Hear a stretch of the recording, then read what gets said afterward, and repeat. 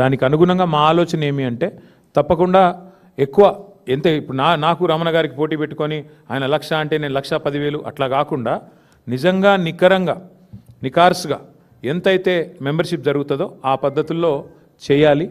ఆ ఎంపిక చేసిన మెంబర్స్ ఎవరైతే ఉంటారో వాళ్ళనే మళ్ళీ కమిటీలో నియమించి క్రియాశీల సభ్యులకి కమిటీలో ఉండే అవకాశం ఉంటుంది. సో ఆ క్రియాశీల సభ్యులు కమిటీలో ఏర్పాటు చేసుకుంటూ టాప్ టు బాటం అంటే బూత్ లెవెల్ నుంచి స్టేట్ కమిటీ దాకా మళ్ళీ పునర్నిర్మాణం జరగాలి. ఆ డేట్స్ ఏంటి అనేది నేను మీకు తొందరలోనే చెప్తాను. ఎందుకంటే మళ్ళీ కేసీఆర్ గారు ఈ ప్రిపరేటరీ వర్క్ అంతా మేము చేయాలి, పేపర్ వర్క్, దానికి సంబంధించిన ప్రిసైడింగ్ ఆఫీసర్ల నియామకము, ఎన్నికల ప్రక్రియ, ఏ విండో ఉండాలి, బుక్స్ ప్రింటింగ్, ఇవన్నీ ఉంటాయి. కాబట్టి దానికి కొంత సమయం కావాలి మాకు. అది అయిపోగానే వెంటనే కేసీఆర్ గారి ఆధ్వర్యంలో మరో సమావేశం జరుగుతుంది. బట్ ముఖ్యమైన నిర్ణయం ఈరోజు కమిటీలన్నీ రద్దయినాయి కాబట్టి కొత్త కమిటీల ఏర్పాటుకు ఇది మొదటి అడుగు ముందు పడ్డట్టే లెక్క.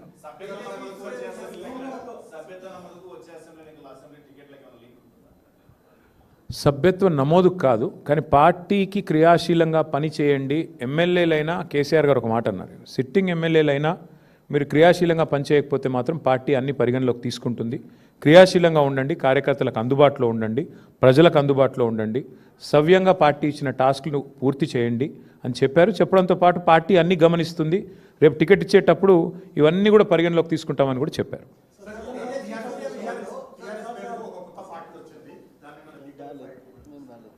ఎక్కడ నాకు తెలిసి మాకు ఇప్పటి వరకు నాకున్న ఇన్ఫర్మేషన్ మేరకైతే నాకు తెలిసి పెద్ద ఇష్యూ ఏమీ లేదు. పార్టీలు వస్తుంటాయి పోతుంటాయి, అది పెద్ద ఇష్యూ కాదు. చాలా పార్టీలు వచ్చినాయి, చాలా పార్టీలు పోయినాయి. 25 ఏళ్ళు పూర్తి చేసుకున్న పార్టీ మేము. కాబట్టి మేము ఫోకస్ చేసేది ఈ దేశంలో 25 ఏళ్ళు పూర్తి చేసుకున్న పార్టీలు వేళ్ల మీద లెక్క దగ్గబెట్టే సంఖ్యలో ఉంటాయి. నాకు తెలిసి మన రాష్ట్రంలో అయితే ఒక టీడీపీ, తర్వాత టీఆర్ఎస్ఏ, ఇంకే వేరే పార్టీలు ఏం లేవు. ఇప్పుడున్న బీఆర్ఎస్, అప్పుడు టీఆర్ఎస్గా పుట్టింది, ఇప్పుడు బీఆర్ఎస్. కాబట్టి పెద్ద పట్టించుకోదగ్గ విషయం ఏం కాదు. తేజస్వి సూర్య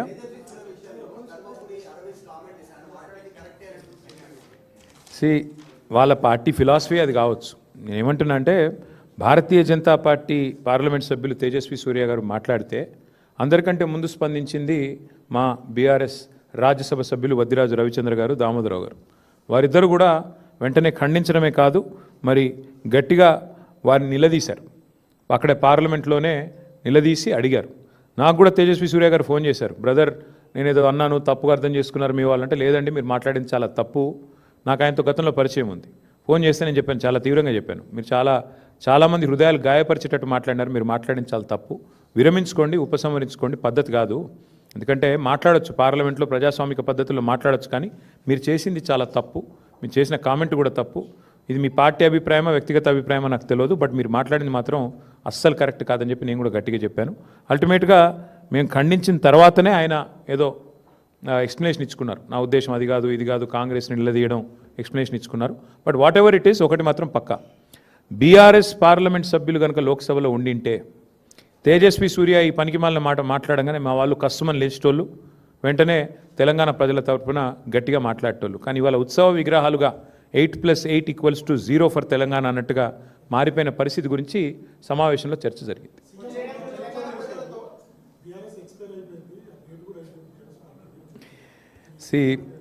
చీఫ్ మినిస్టర్ గారికి నా రిక్వెస్టు, మీరు చీఫ్ మినిస్టర్, చీప్ మాటలు మాట్లాడటం బాగుండదు. ఎందుకంటే మీరు ఒక చీఫ్ మినిస్టర్గా మాట్లాడితే, ఏదైనా విధానపరమైన విషయం మీద మాట్లాడితే ప్రధాన ప్రతిపక్షంగా మేము స్పందిస్తాం, మాట్లాడతాం, మీకు జవాబిస్తాం. మీకు విషయం మాట్లాడే తెలివి లేదు. ఎంతసేపు విషయం జిమ్మడం, పర్సనల్గా దూషణలు, పర్సనల్గా గలీజ్ మాటలు తప్ప రేవంత్ రెడ్డి గారికి ఇంకోటి రాదు. వారిని నేను అడిగేది ఏమంటే ఒకటి, ఇవాళ వాస్తవం ఏమంటే ఎక్స్పైరీ అయిపోయిందని మాట్లాడుతున్నాడు ఆయన. కాంగ్రెస్ పార్టీ చెతికిలబడి ఇప్పటికీ ఎన్నేళ్ళు అయిందండి? 12 ఏళ్ళ 13 ఏళ్ళ అప్పటి నుంచి ఇప్పటివరకు లేవలేకపోతున్నది. ముందు వాళ్ళ స్థాయి, వాళ్ళ పరిస్థితి చూసుకోమనండి. వాళ్ళ జాతీయ పార్టీ అని చెప్పుకుంటారు, ఒక ప్రాంతీయ పార్టీ స్థాయికి పడిపోయింది. వాళ్ళ సంగతి చూసుకోమని రాదు, మా గురించి ఆయనకెందుకు? మా పార్టీ ఏందో, మా పార్టీ ప్రస్థానం ఏందో, మా పార్టీ ఏం చేసిందో, మా పార్టీ ఎట్లా ప్రజా పోరాటాలు చేసి ఓ రాష్ట్రాన్ని ఢిల్లీ మెడలు వంచి సాధించిందో, వాళ్ళ జాతీయ నాయకత్వాన్ని అడిగితే ఢిల్లీని ఎట్లా గడగడలాడించిందో వాళ్ళ జాతీయ నాయకత్వాన్ని అడిగితే వాళ్ళు చెప్తారు. ఈయనకేం తెలుసు అప్పుడు ఎక్కడున్నాడు అడిగినప్పుడు? కాబట్టి నేను అనేది ఏమంటే చీఫ్ మినిస్టర్ గారు చీప్ మాటలు మాట్లాడకపోతే మంచిది. ఇవాళ మాకొక శుభదినం, మా పార్టీ 25 వసంతాలు పూర్తి చేసుకున్న సందర్భంగా నాకు ఆయన లాంటి వాళ్ళ గురించి మాట్లాడాల్సిన అవసరం కానీ అగత్యం కానీ నాకు లేదు.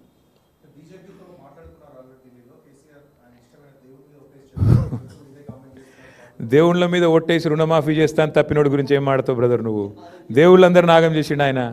బాసర కోతాడు, సరస్వతమ్మ మీద ఒట్టన్నాడు, రుణమాఫీ అన్నాడు, ఆ ఒట్టు గట్టు మీద పెట్టినాడు, మర్చిపోయినాడు. యాదగిరి గుట్ట పోయినాడు, లక్ష్మీ నరసింహస్వామి మీద ఒట్టన్నాడు, ఈ జోగులాంబకు పోయి ఒట్టు పెట్టినాడు.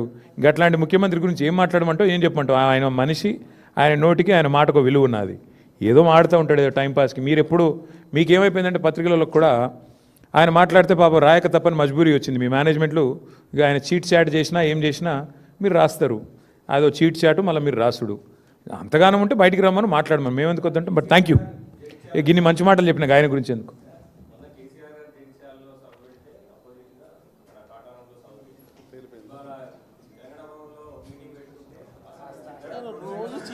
ఏం చెప్పమంటావు? ఏం లేదంటే ఆయన ఐడెంటిటీ క్రైసిస్. ఆయనను ఏమవుతుందంటే పాపం ఆయన ఎక్కడ పోయినా ఎవడు ముఖ్యమంత్రి గుర్తుపడతలేడు. ప్రాబ్లం ఏమొస్తుందంటే ఆయనకు కేసీఆర్ ఒక్కసారి ఆయన పేరు తీసుకుంటాడేమో అని దేవులాడుతుండు. కేసీఆర్ గారేమో ఆయన పేరు తీసుకోవట్లేదు. ఆయన బాధ వర్ణనాతీతంగా ఉంది. ఏం చెప్పాలి? అందుకే నేను అనేది ఏమంటే రేవంత్ రెడ్డి గారు మిమ్మల్ని యాంకర్లు గుర్తించట్లేదు, యాక్టర్లు గుర్తించట్లేదు, ప్రజలు గుర్తించట్లేదు, ప్రతిపక్ష నాయకుడు కూడా మిమ్మల్ని గుర్తించట్లేదు. అది మీ ఐడెంటిటీ క్రైసిస్కి సంబంధించిన సమస్య. మేమేం చేయగలం దానికి? మీరు కావాలంటే ముఖ్యమంత్రి పరిచయ కార్యక్రమం అని చెప్పి బ్యానర్ కట్టుకొని ఊరికి తిరగండి, మేము ఎందుకు వద్దంటాం? ఆయన ఐడెంటిటీ క్రైసిస్, మాకు పని లేదు. Thank you.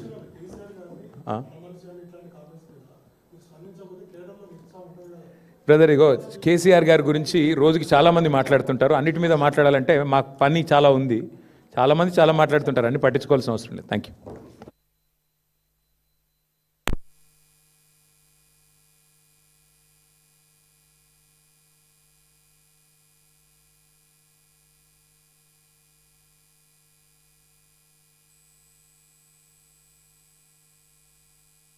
వ్యవస్థాపక అధ్యక్షులు, తెలంగాణ వ్యవస్థాపకులు, అట్లాగే తెలంగాణ తొలి ముఖ్యమంత్రి కేసీఆర్ గారి నాయకత్వంలో పార్టీ యొక్క